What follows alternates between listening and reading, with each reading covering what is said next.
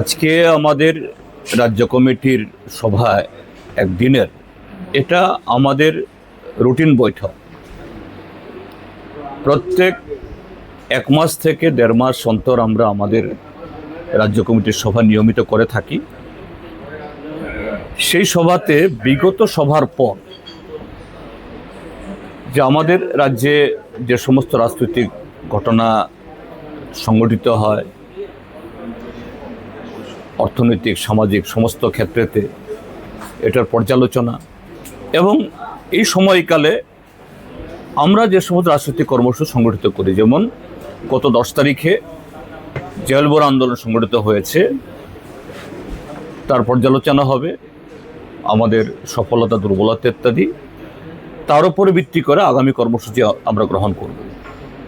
তার সাথে হলো সামনে যে গুরুত্বপূর্ণ কর্মসূচি আসছে, আগামীকাল থেকে 3 দিনের বিধানসভা অধিবেশন, সেখানে জনগণের কী ইস্যুগুলো আমরা তুলব।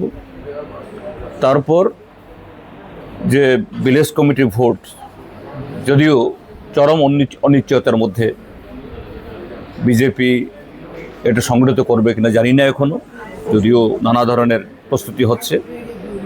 এরপর আগামী নভেম্বর ডিসেম্বর মাসে পুরো নির্বাচন আসবে।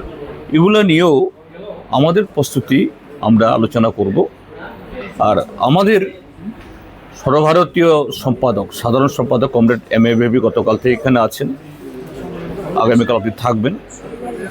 তিনি এই বিগত কেন্দ্র কমিটির সভা হয়েছিল আমাদের গত জুলাই মাসে, এই জুলাই মাসের পর থেকে সমস্ত গুরুত্বপূর্ণ ঘটনাগুলো, ছাত্রদের আন্দোলন, এই রাম মন্দিরের চাঁদা চুরি, গত এই লোকসভা অধিবেশন, এই কি বলে সংসদ অধিবেশন হলো না, মোদী সরকারের এই তাদের জনবিরোধী তাদের আচরণের কারণে, এই সবগুলো মিলিয়ে সর্বভারতীয় ক্ষেত্রে কী ইস্যুগুলো আমরা জনগণকে তুলে ধরবো, এই সবটা আলোচনা হবে।